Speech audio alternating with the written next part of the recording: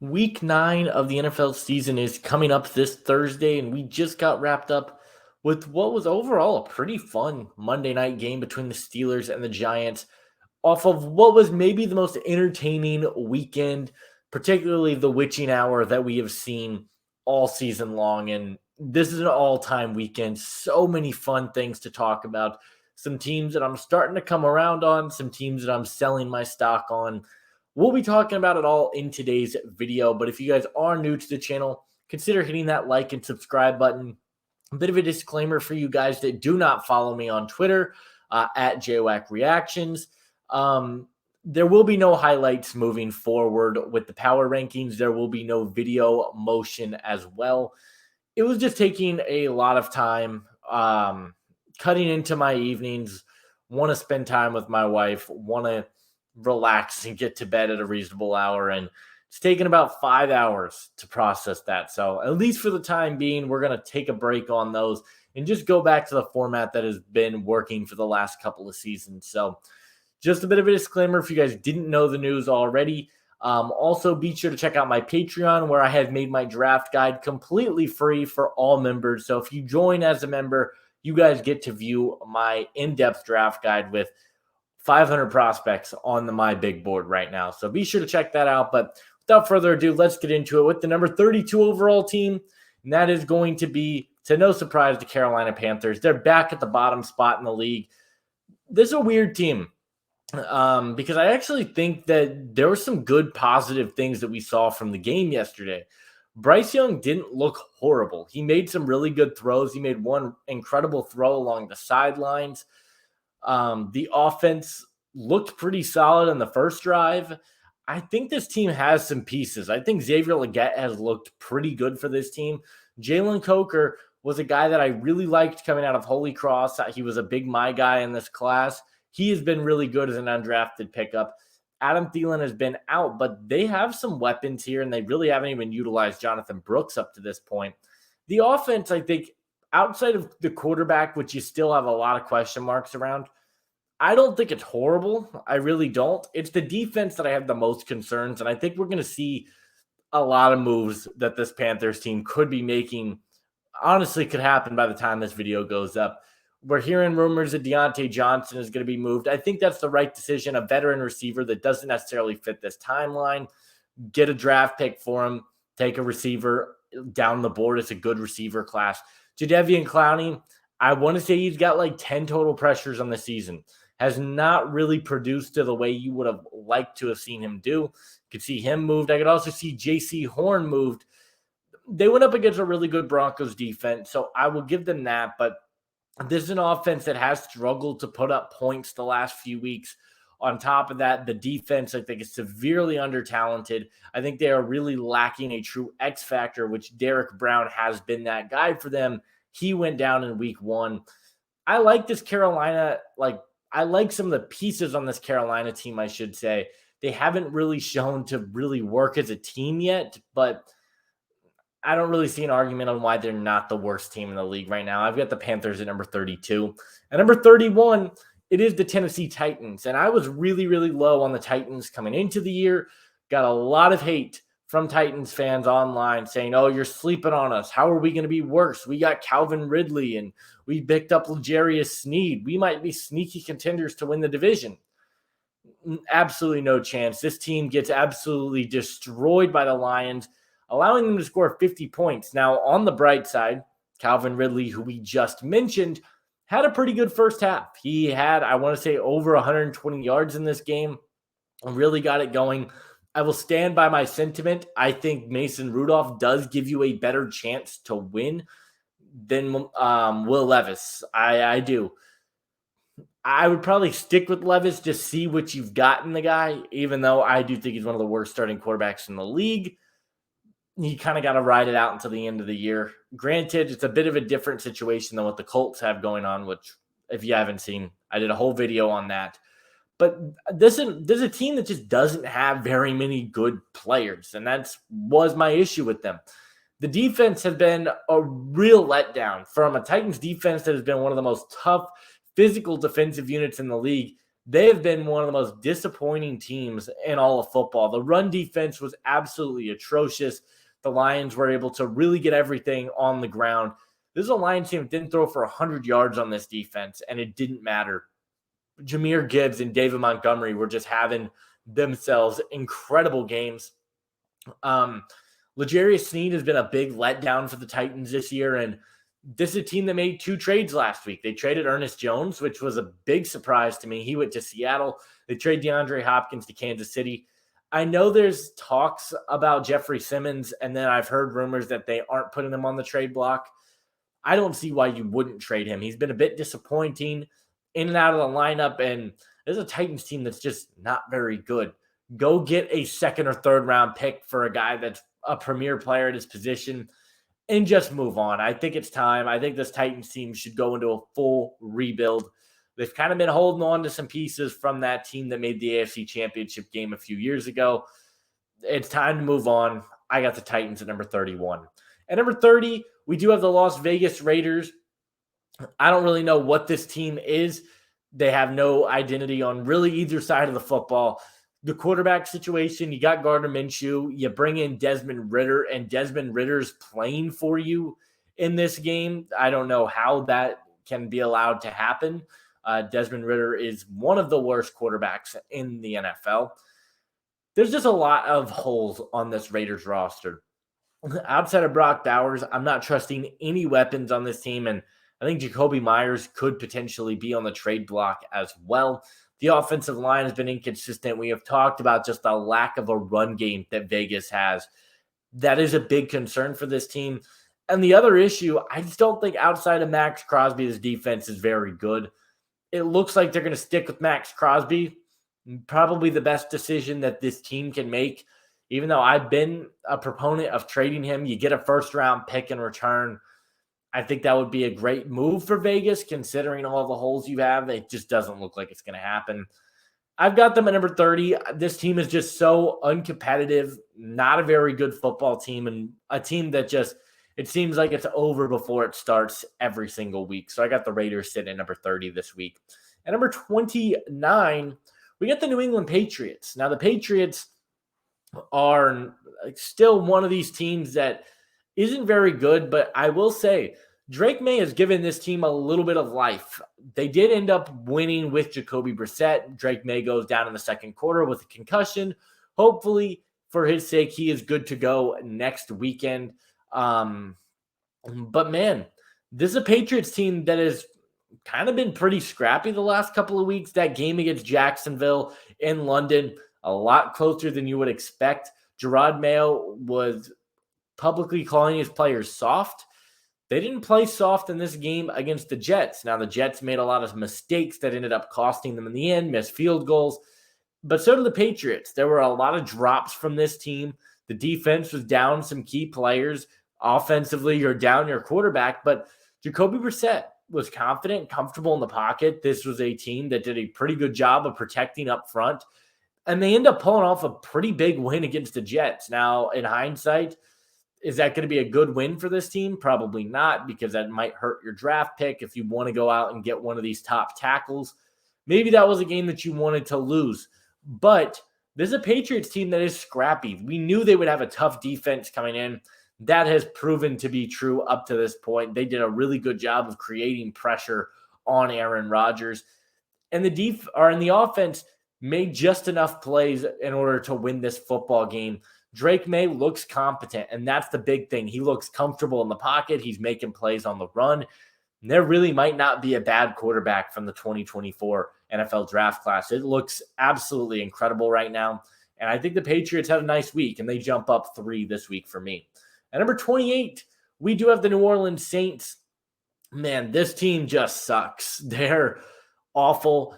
6 straight losses now for the Saints after everyone praised Clint Kubiak for the 2 games that he looked absolutely genius against the Carolina Panthers and the Dallas Cowboys. Those 2 wins look less and less impressive each and every week.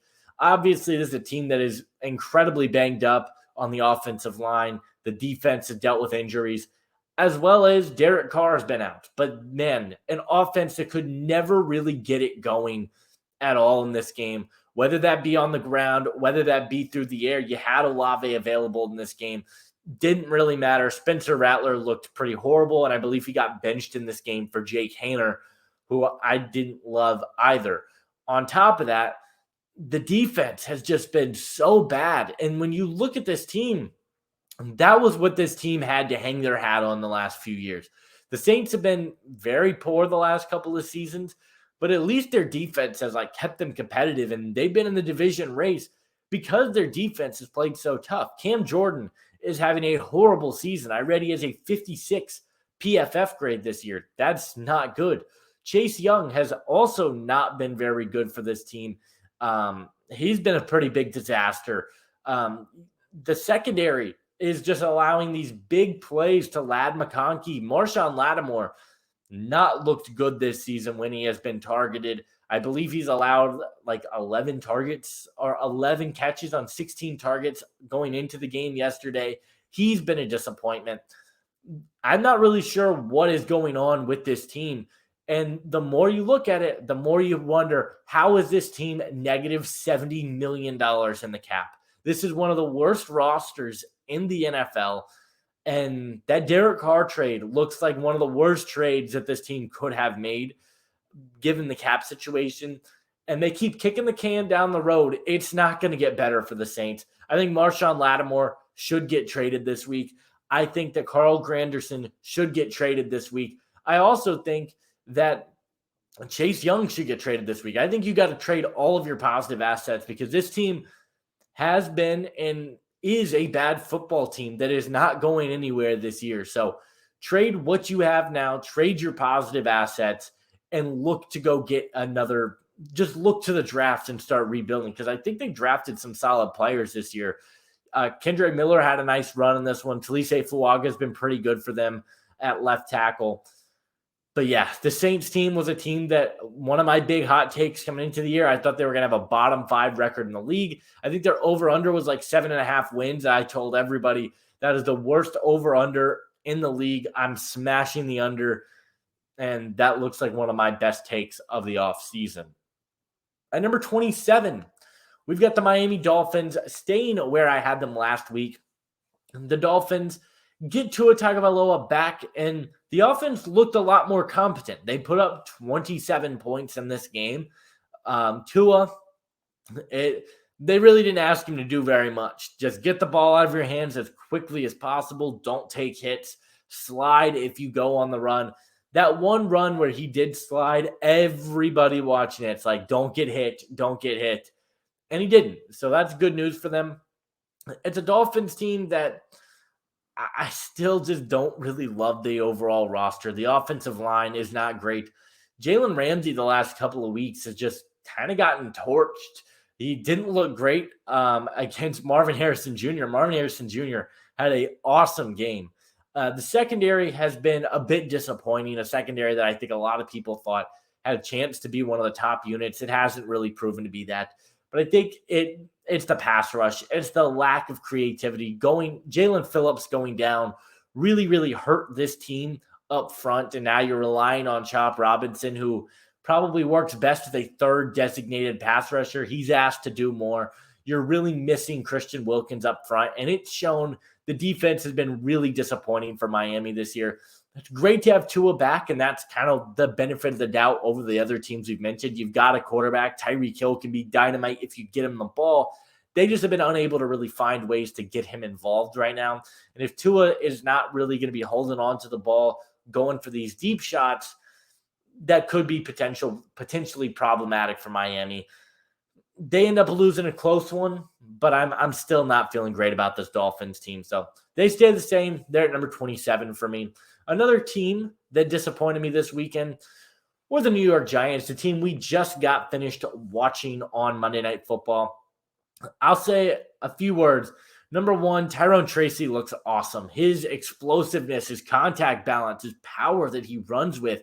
He's looking like a fifth-round steal for this Giants team, and it seems like they're slowly phasing Devin Singletary out of this offense and giving more snaps to Tyrone Tracy. He's been a big part of this offense. The second thing, Malik Neighbors. You got to be more consistent. Everyone loves Malik Neighbors, the explosiveness, the body control. his hands have been terrible at times, and he's had some pretty big, costly drops for the Giants. He had a couple tonight on a 3rd and 7. He drops it at the sticks. Would have been a first down. Who knows what would have happened if he catches that? My last positive note I got to have about these Giants, this defense is pretty good. I think the secondary had some ups and downs. Tay Banks gets benched tonight, which was a big shocker. The defensive line creates pressure. Brian Burns, Dexter Lawrence is the defensive player of the year right now. I don't see any argument. Maybe TJ Watt is the only other player you can make an argument for, but Dexter Lawrence has been absolutely unbelievable for the Giants this season. And I think the positive notes in there, the offensive line, Andrew Thomas went down, and this offensive line has just plummeted. They have been so poor at just stopping edge rushers the last couple of weeks. And it showed tonight. TJ Watt was in the backfield seemingly every play, forces a fumble late in this game, and then Daniel Jones under pressure throws it into double coverage. It gets bounced straight into Beanie Bishop's hands for his 3rd interception of the last 2 weeks. Giants lose, and they are now my number 26 team. I still kind of like this Giants team because, as I mentioned, the pass rush is ferocious. I think the secondary played well. Bobby Okereke is one of the top linebackers. They've got to be able to stop the run. They are allowing a league worst 5.4 yards per attempt. That's just not going to fly. Early in the first quarter, you could just see they were just handing it off to Najee Harris, and it was just working every single time. It's a Giants team that's scrappy. They're going to be in a lot of close games. I just don't think you're winning a lot of football games with Daniel Jones, and that's really what it comes down to. Would I be shocked if they go to Drew Lock at this point? I really wouldn't. The late game mismanagement and turnovers that have cost the Giants games this season could be enough to get him benched, and I think Giants fans would be thrilled if that were the case. At number 25, another team staying where they are, it's the Jacksonville Jaguars. Man, even in a close game against Green Bay where Trevor Lawrence has a pretty solid day. He had a bad interception in this game. But the receivers, he had, I want to say, like 300 yards, a couple touchdowns in this one. I feel for Jacksonville fans, though, because every time you feel like you've got a chance to win a game, something goes wrong. And in this case, everything went wrong. The only 2 positives of this game were Brian Thomas Jr., Christian Kirk had some plays in this one, and Christian Kirk is now out for the season. Now, that not only hurts the Jags on the field, but Christian Kirk was one of the biggest names on the trade block, and he was a receiver that I think could have brought them back a 3rd-round pick because of his ability to play both in the slot and on the outside. He's on a pretty favorable contract, and he's been productive. I think there was a real chance that he could have gotten traded at the deadline. I want to say he had a collarbone injury, and he's out for the season. And then Brian Thomas Jr., who you could argue has been the best, most consistent rookie wide receiver, is out 2 to 4 weeks right now. So a Jags team that just cannot stop losing football games now loses your 2 most important pieces on the offense outside of Trevor Lawrence. And they were in a close one again, but I really just I think Trevor Lawrence struggles to find ways to win these games. These close games really hurt. I still think Doug Peterson should get fired tomorrow. I think he is right now the coach that's on the hottest seat. I think him and Dennis Allen are sharing that seat right now, but nonetheless, I think both of those guys should be moved. This is a Jags team that is severely underperformed expectations.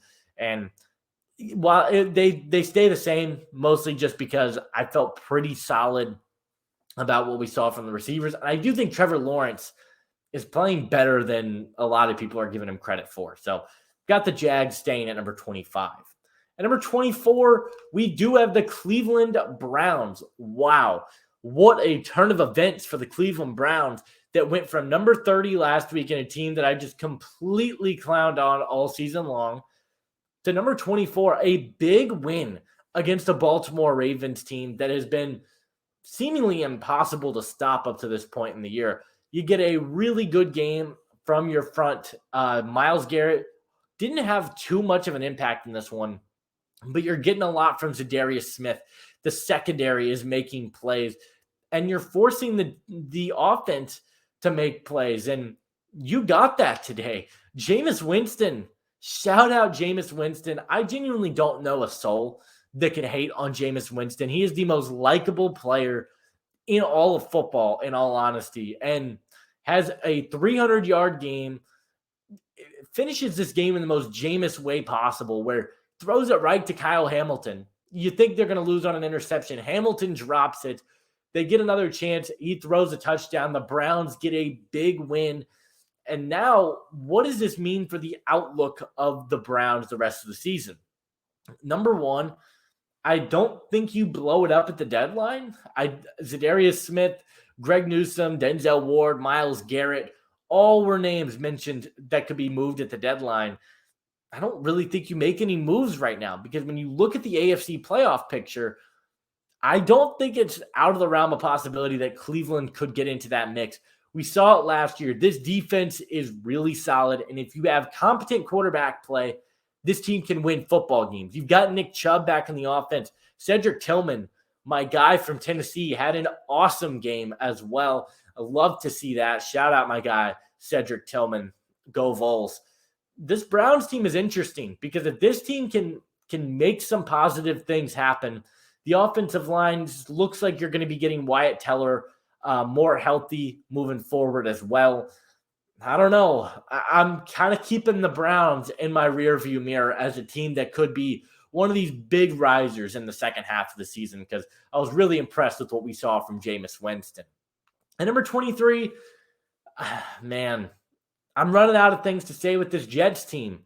It's the self-inflicted wounds with the Jets. Aaron Rodgers continues to get a lot of blame right now, and I really don't think he's to blame for the issues on this team. Yes, I think that he's had some inconsistencies. He's had some bad turnovers, and he's not Green Bay Packers Aaron Rodgers anymore. He's just not. But this offensive line's not doing him very many favors.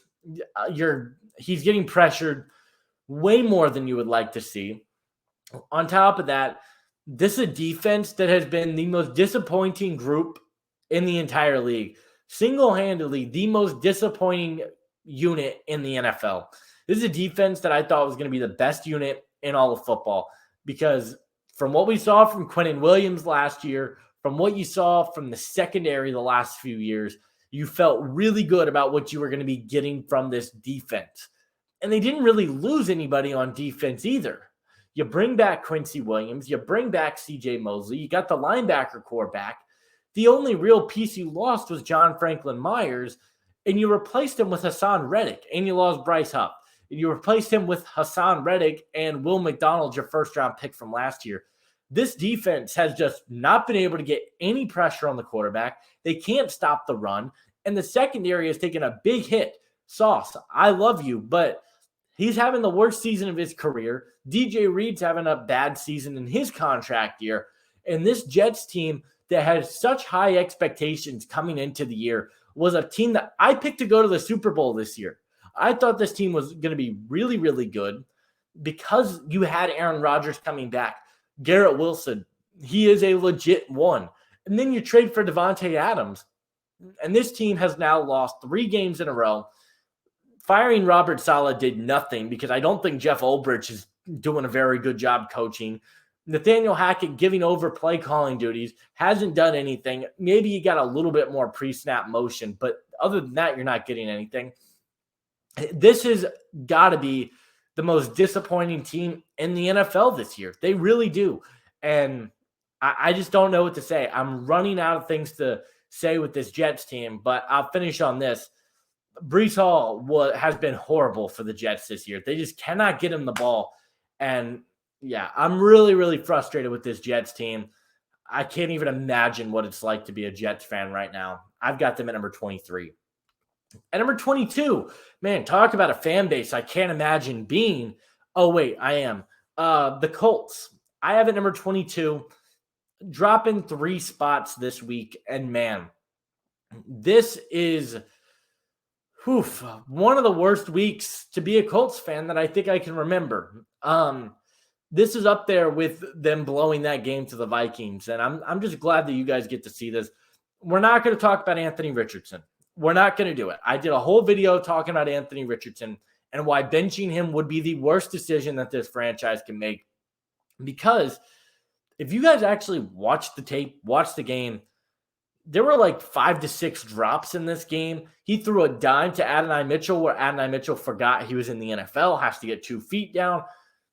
He made good throws in this game where his receivers let him down. Now, yes, he had some really bad inaccuracies, the footwork, the lack of awareness, calling out tired. Yes. I want to talk about the defense. I actually have no notes on the defense. I thought the defense played really well. They were creating pressure. DeForest Buckner's presence was felt in this game yesterday. So nice to have him back. And so nice to have Jonathan Taylor back. He goes for over 100 yards and a touchdown. That's what this team needs. The offensive line was not good. Anthony Richardson was pressured. I want to say it was 28 out of 35 pass attempts. He was pressured. Not ideal for an offensive line that's supposed to be the best unit in the NFL. You can't be letting pressure get to your young quarterback.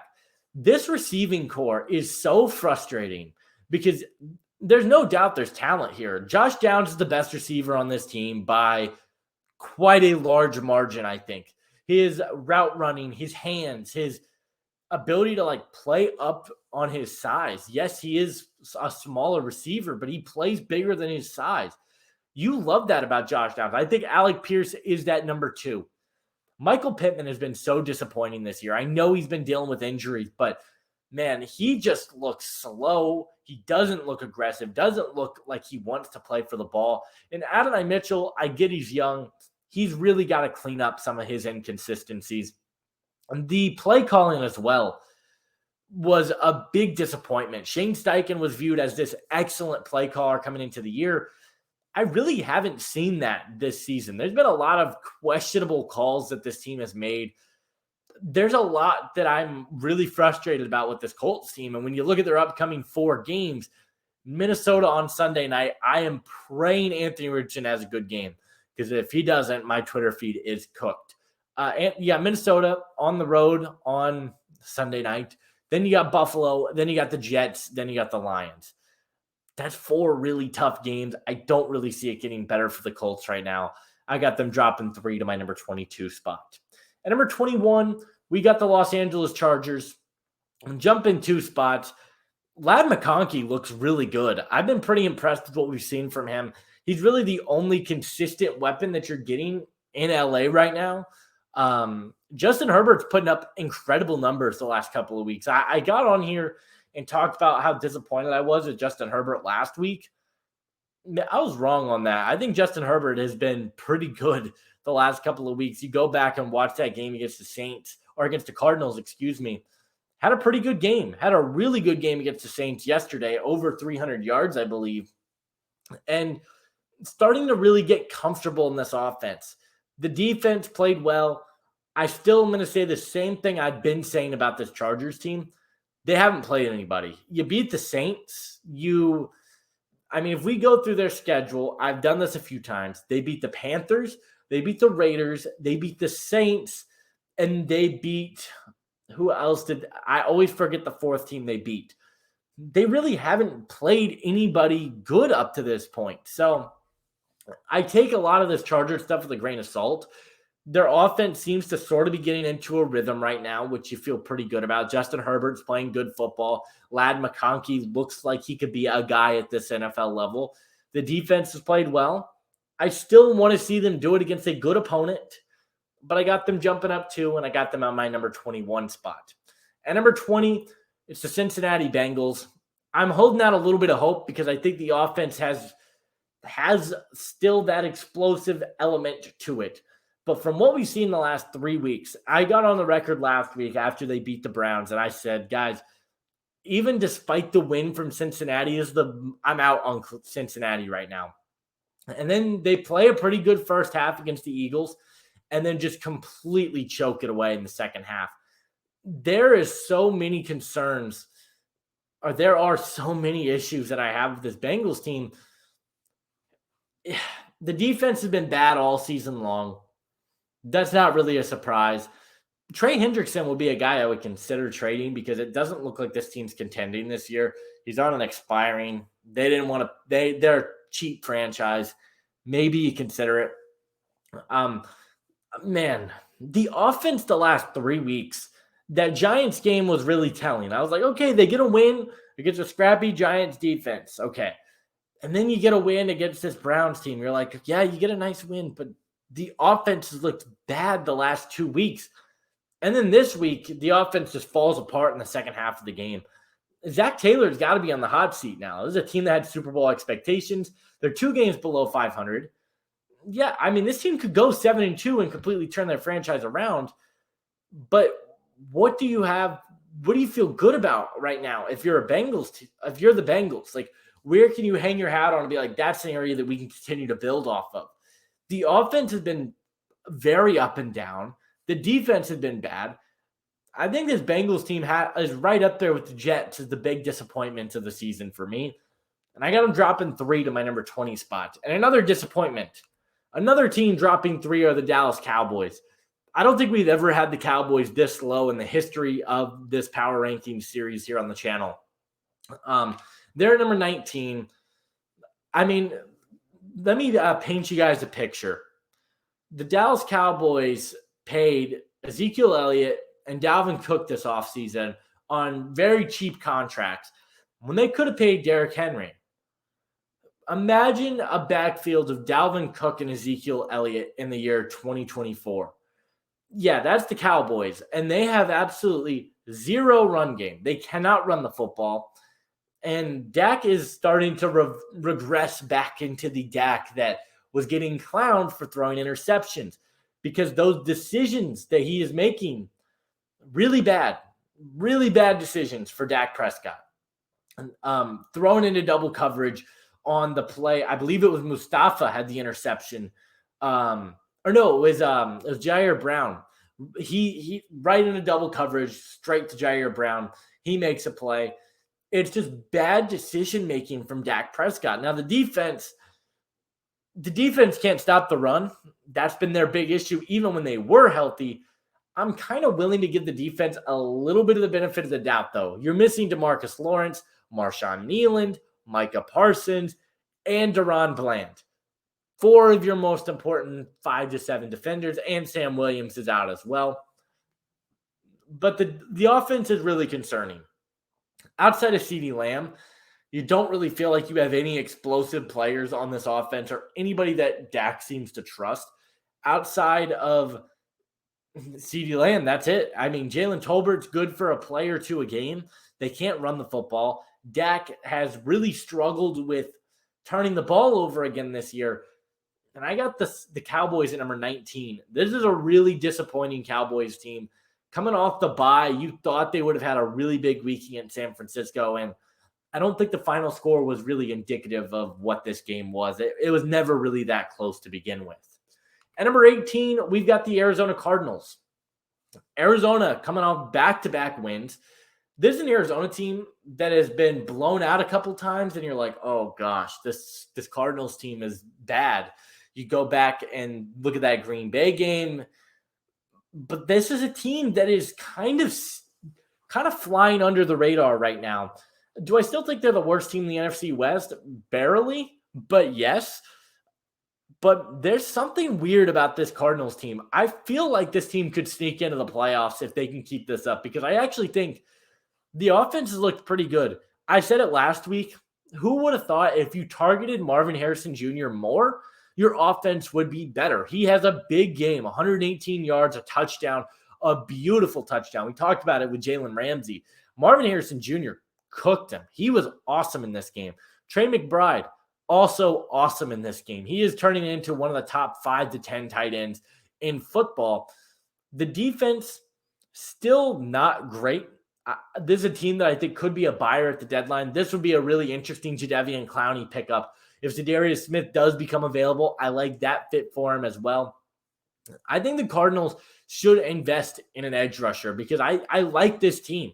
I think this offense is really talented. Kyler Murray got into a rhythm early in this game, didn't turn the ball over. You felt good about that. you feel pretty solid about what you're getting from the run game and James Conner and Trey Benson. And if you can find ways to get Marvin Harrison Jr. the ball, not only does it benefit the team because Marvin is playing well, but I do think it forces defenses to focus more on him. And you get Trey McBride and Michael Wilson the ball in space and in the middle of the field where they can do their damage. So there's a really good Cardinals offense. Never in a million years did I think about halfway through the season that the Cardinals would be ahead of the Cowboys. But here we are, and I got the Cardinals at number 18. At number 17, we have the Seattle Seahawks, another team sitting at 4-4 in the NFC West.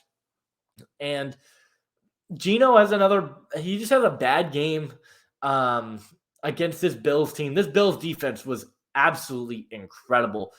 I've said it every single week at this point, so I'm going to sound like a broken record. This offensive line is so bad in Seattle. The pressure that is forced on Geno Smith seemingly every week because Stone Forsythe can't guard. The right guard is in and out of the lineup. They're trying to do this rotation with Christian Haynes and I believe it's Anthony Bradford. Just start Christian Haynes. That's been a big up and down. It's the defense for me that has felt really, I don't want to say inconsistent. I don't really feel like they've gotten their footing yet in this Mike Macdonald system. Now, it did take some time for the Ravens to kind of figure it out. And when they did, I mean, they've got one of the best defenses in football. But there's just something missing with the Seattle team. They went out and traded for Ernest Jones. I do think that was a much-needed linebacker addition, but I didn't love what that did for them because, yeah, it gives you a good linebacker, but Ernest Jones is used best as a blitzer. I think they need a guy that can cover the middle of the field and be more of that traditional linebacking type that I don't really think this team has on their roster right now. They also have poor safety play, and there's just so many injuries up front. I've been pretty low on Seattle throughout the season. Never really felt like this is a team that I could get on board with. And, you know, they beat Atlanta last week and everyone felt pretty good, including myself. I jumped them up a little bit. And then this week, yes, you're missing DK Metcalf, but just an absolutely poor game on both sides of football for Seattle. And I got them sitting at number 17 this week. At number 16, we've got the Tampa Bay Buccaneers.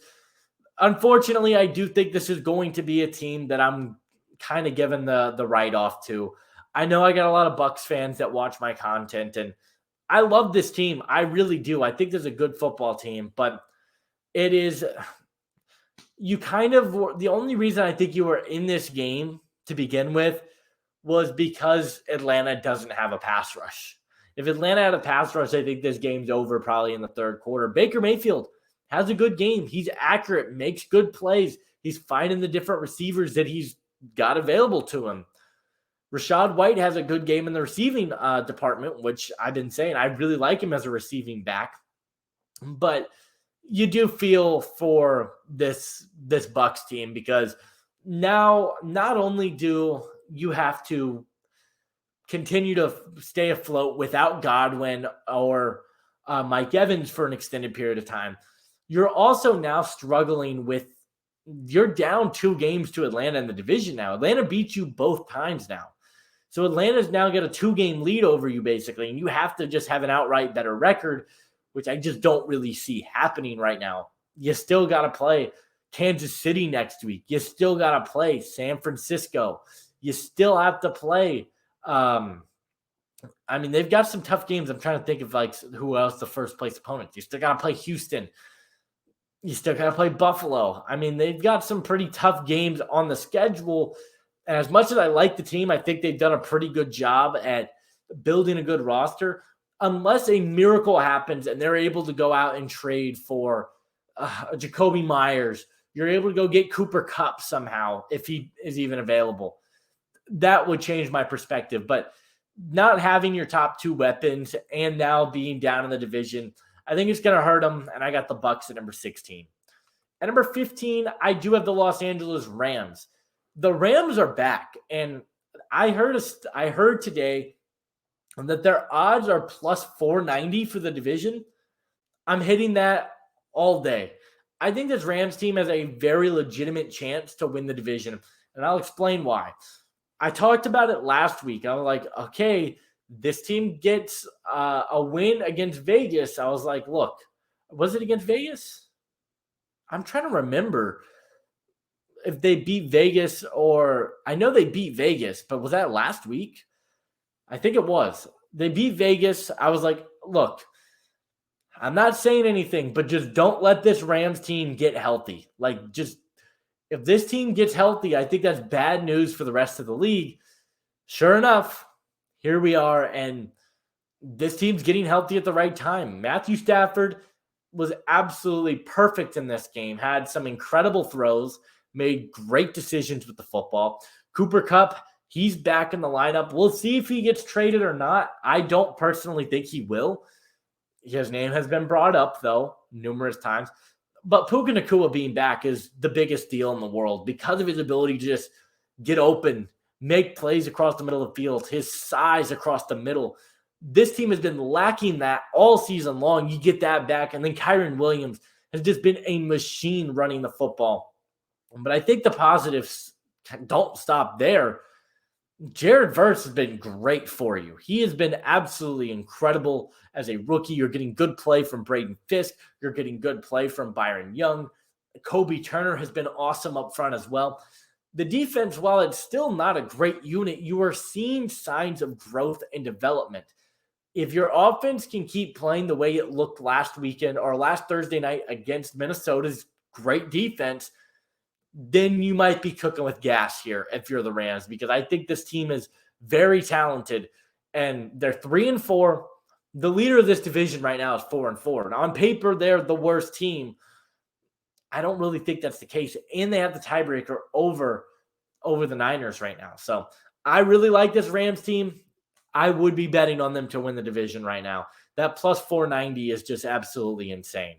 At number 14, we got the Denver Broncos, and shout out to Bo Nix, man. I have the Bo Nix autograph sitting right here. Got to go to Broncos camp. I talk about this every week at this point, so it sounds like a broken record. But I didn't see this from this Broncos team. I didn't see this as an outcome for them. In fact, I saw them finishing more as a bottom 10 team than I did this. They're 5-3 right now. I think they are firmly a wild card team in the AFC right now. I mean, if we're going through, let's just go through the AFC right now. Which teams do we think are absolutes to make the playoffs? I think Buffalo, Houston, Kansas City, and Baltimore. I think those four, you can lock them in. And then the next two wild card teams, the only two teams I think you can pencil in right now are Pittsburgh and Denver. I think Denver's right there. This defense is absolutely incredible. Their secondary, led by Pat Surtain, has been great, but I think Brandon Jones and Riley Moss and those guys that are really stepping up for this team, you feel really good about. Zach Allen has played at a Pro Bowl level this year. You're getting good pass rush from Jonathan Cooper and Baron Browning and Nick Bonito, kind of rotating different guys in. This defense has been absolutely incredible, but this offense has quietly been really good the last few weeks. Bo Nix is first in October, and a lot of the major quarterbacking stats for rookies this year, Bo Nix has been really, really good. He's been accurate with the football. He's not turning it over. He's making good decisions. He's showing off the arm talent. And the game yesterday, yes, it's against Carolina.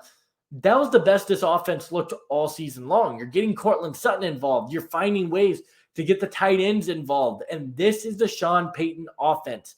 You're able to kind of get it going. And Bo Nix is completing passes. He's looking good. I think Denver's got their franchise guy.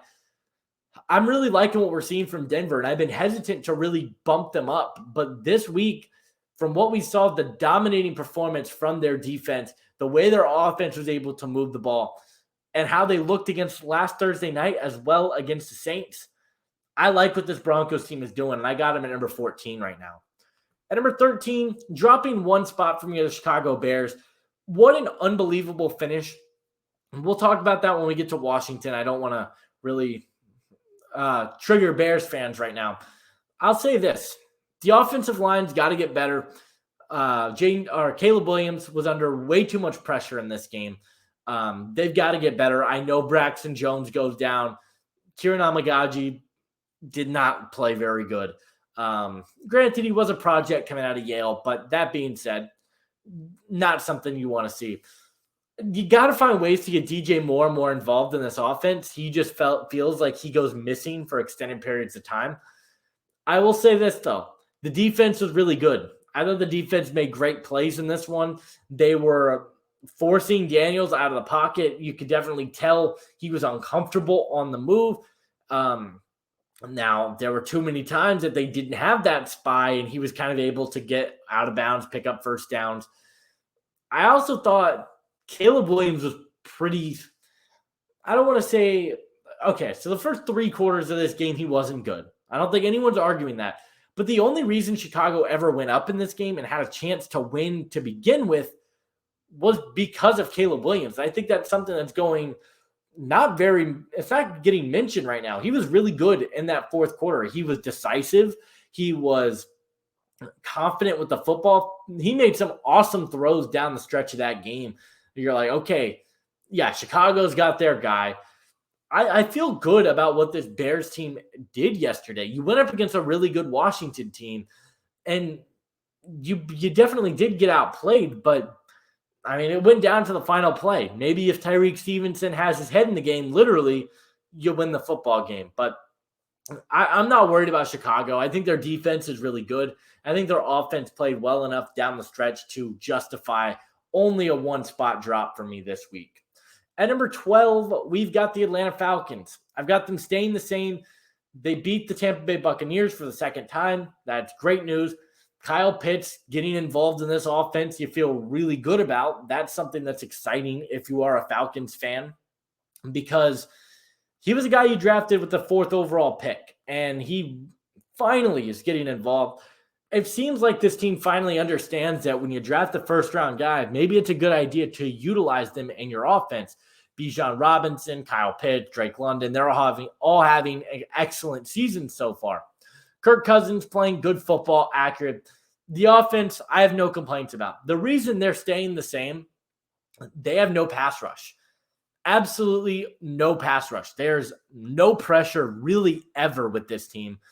And I'm really unafraid of the Falcons. If I have to play them in the playoffs and I have a good offensive line, I feel fine because I know I could sit back there for 20 seconds. This team's not getting to me. Arnold Ebikete's not been good.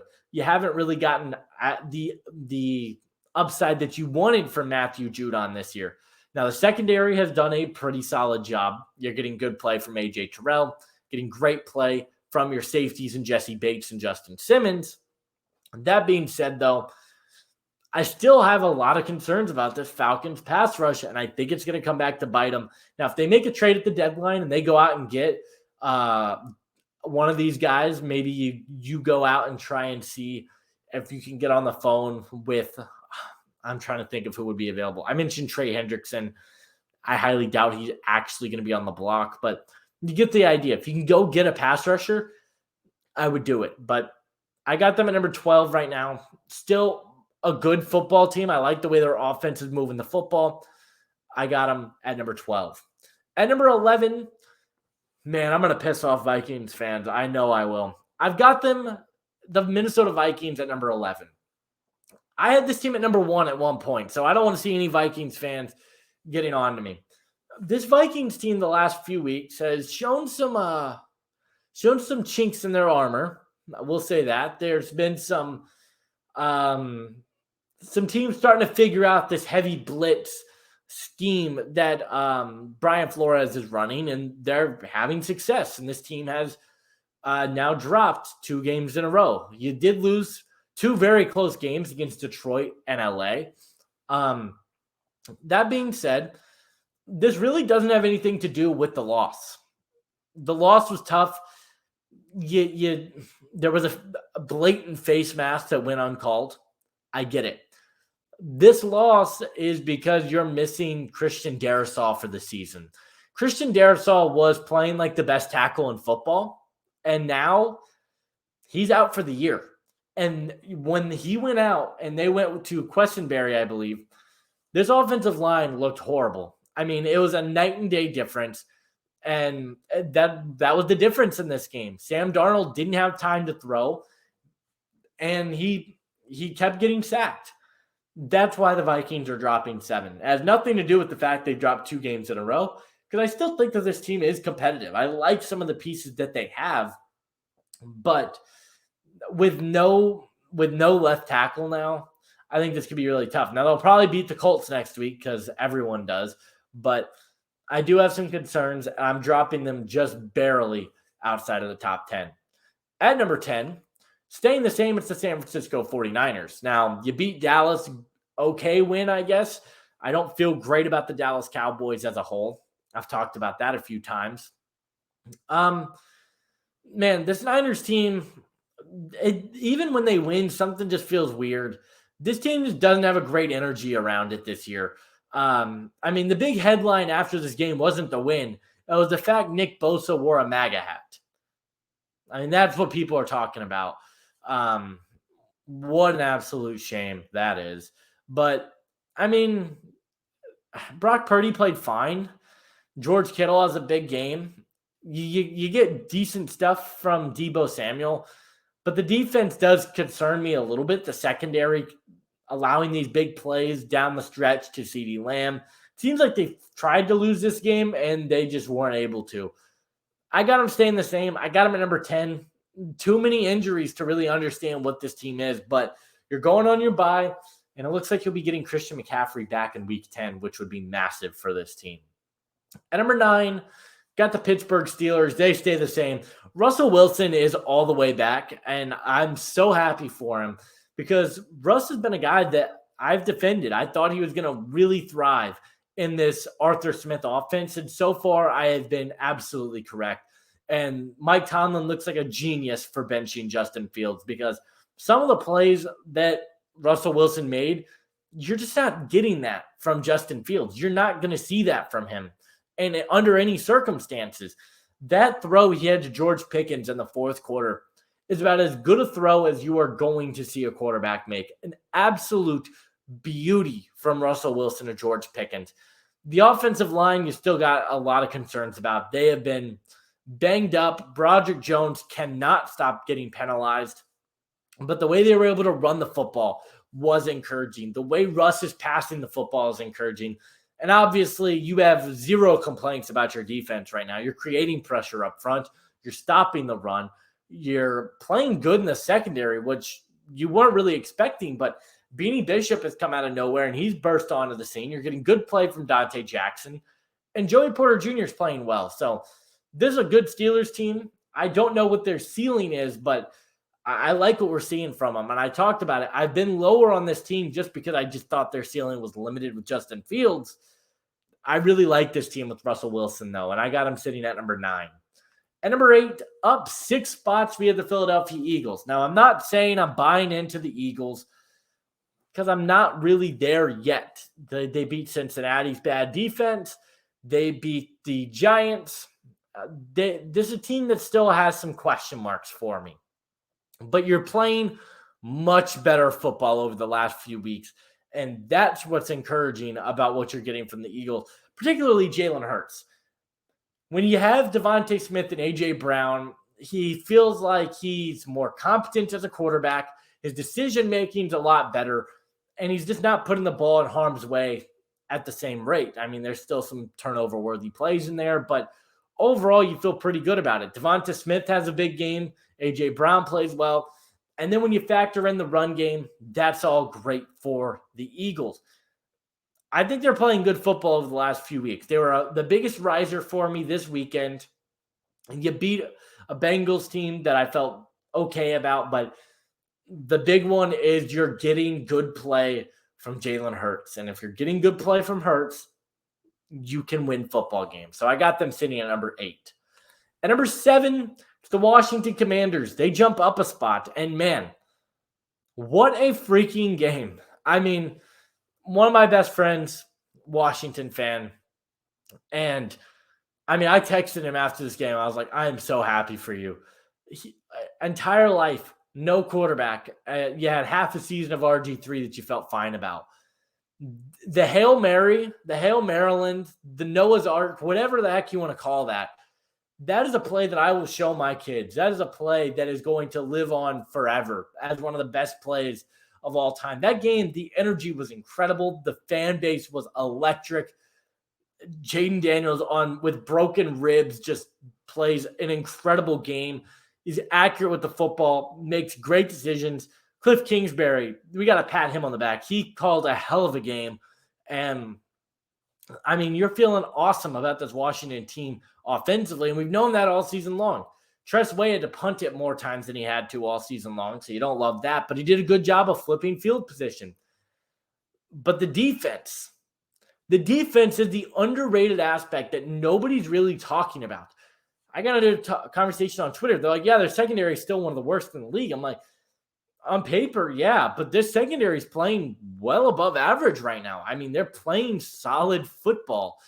You're getting good play from the safeties. You're getting solid play from some of the guys. Now, I think you still need to upgrade there, but it's not been this unit that's like, oh, that's going to hurt us in the playoffs. Like, I think you feel decent enough about it. The pass rush has been the big surprise to me, though. Doris Armstrong's playing well. My guy Johnny Newton's making plays in the game yesterday. A lot of really good stuff that we saw from this Washington team yesterday. And this team reminds me of the 2022 Cincinnati team. That's all I'll say on that. This team feels like a legitimate team that could go from worst to first like that. I'm all in on Washington right now. I got them at number 7. At number 6, staying the same, we have the Houston Texans. I talked about it on Twitter. This might be the least exciting 6-2 team and the least impressive 6-2 team I've seen. I get it. You're missing Nico Collins. You got Stephon Diggs goes down in this game. The offensive line for Houston really isn't that good. I mean, that's been the big surprise. The Colts pass rush, which has been a non-factor at times, was everywhere in this game. So much pressure on CJ Stroud. Stroud is one of those guys that he just throws stuff up in the air and it just works every single time. Every time it just seems to work for CJ Stroud. Such an impressive young player. And then you're getting stuff from Joe Mixon in the run game. The defense has been very, very good. Will Anderson Jr., he might be on that short list of Defensive Player of the Year candidates. He's been awesome. Yeah, Houston stays the same for me. You beat the Colts, good win, tough win. I mean, nothing else to really say about that. I got them sitting at number 6. At number 5, another team staying the same for me are the Green Bay Packers. Jordan Love goes down again. Malik Willis comes in, finishes the game. Great news if you are a Packers fan. Jair Alexander also goes down in this game. Man, a Packers team that they're 6-2. And they've been in a lot of close games, but I think they're playing good football. The run defense, they're pretty good.